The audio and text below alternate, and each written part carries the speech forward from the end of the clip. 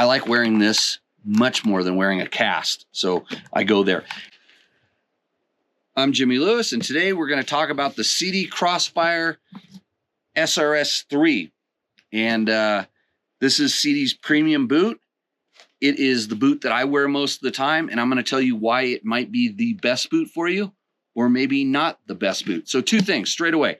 This is one of, if not the most protective dirt bike riding motocross boots on the market. The reason is it has a ridiculously stiff sole, part of the interchangeable sole system, and it has a hinge system.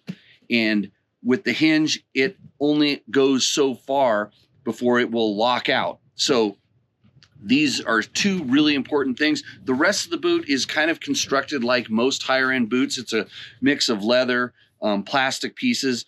On the Sidi, for instance, there are a lot of replaceable pieces, which is really nice if you do break something. And in all the years I've only broken a few buckles, and I've been able to replace the soles a number of times. So improvements from the older one was they went to a 4 attachment for the sole, so the sole is much easier to replace. They tuned up some of the shapes of the things and kind of tuned up the hinge. They know what they've been doing. They've been doing this boot for literally 20 years. It's lightly vented, so the plastic shell here and back here has vents. There's like the inner that has its gaiter up at the top. It has 2 Velcro closures when you get your foot in, and then it's a 4 buckle system. And I personally think Sidi has the best, if not one of the best, buckling systems. So here's what you really need to know. If you have a wide foot, this is probably not the boot for you. So like anything, like helmets and other protective equipment, I feel that fit is the most important thing. And since I only have 9 toes and I want to keep the rest of them, I'm really particular about my boots. And here's what I do. I actually wear a 9.5 street shoe, but I do wear a size 11 boot. And I would definitely try boots on before I was going to spend $579 on a set of boots. The reason being, I want to make sure they fit, and I want to make sure there's a certain level of comfort. The internal comfort of this boot is, I would say, medium compared to some of the other ones out there. There are some boots that you slide your foot in there and you wonder why you would even wear socks. They're really comfortable. These feel like a boot, nothing special until you start, breaking them in and get in there. There's really not too many pinch points. A lot of boots can pinch where the toe flexes, and since these toes don't flex much, they don't have pinch points. And the adjustability is insane. You can make this boot above the footbed do almost anything you want with the buckles. The buckles are easy with a quick adjust.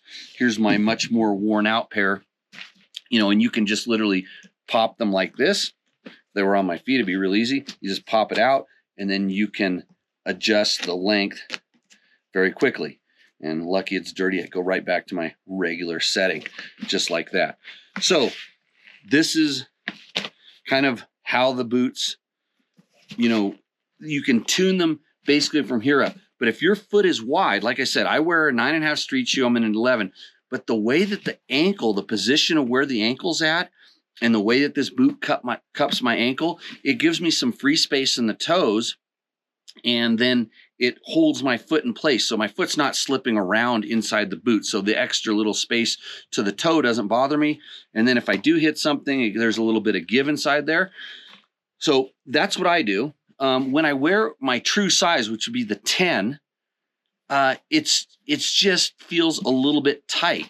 And so you could, do what I do and go up a size, but definitely try them on because they are narrow, and I have heard that Sidi has been working on widening the boot out, widening the toe box up just a little bit.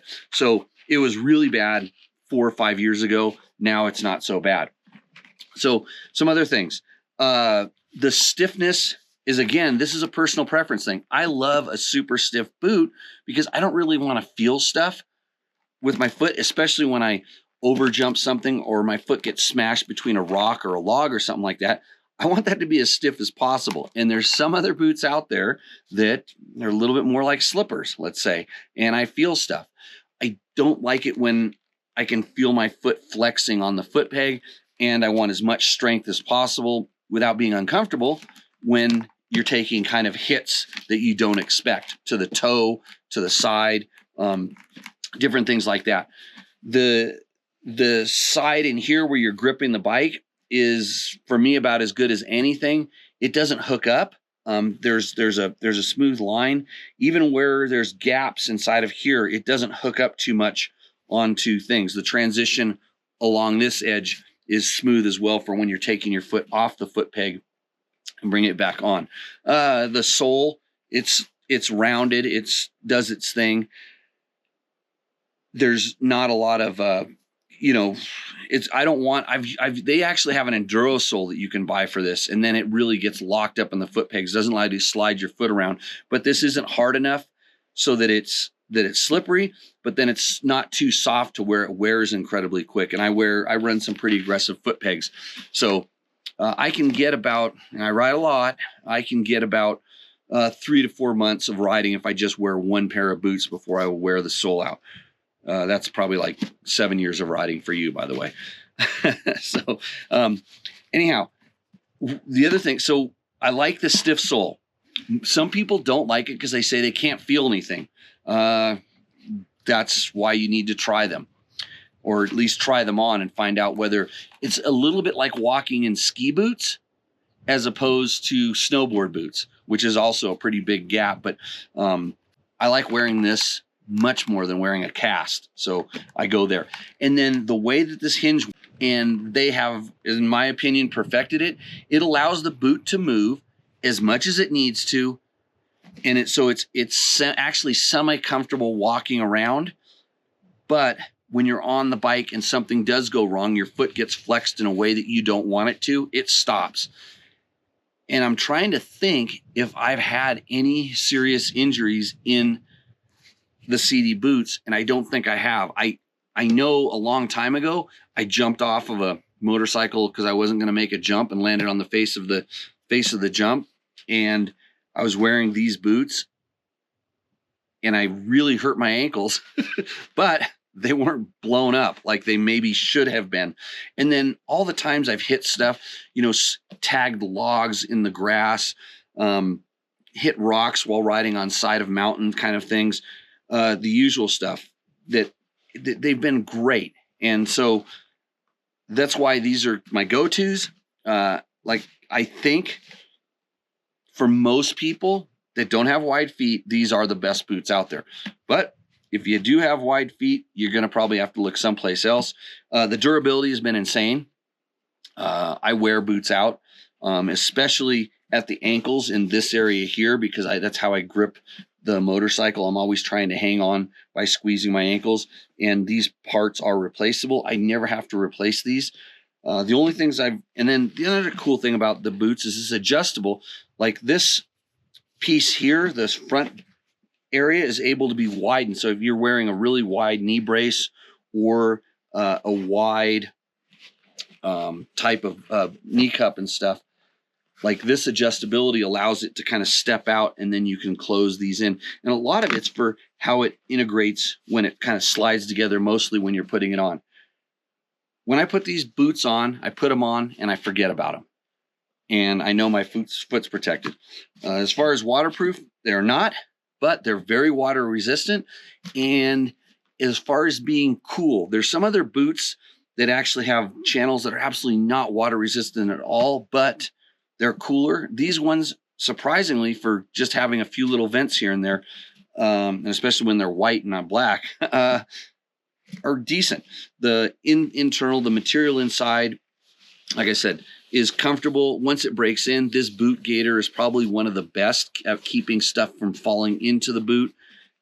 And overall, they're good.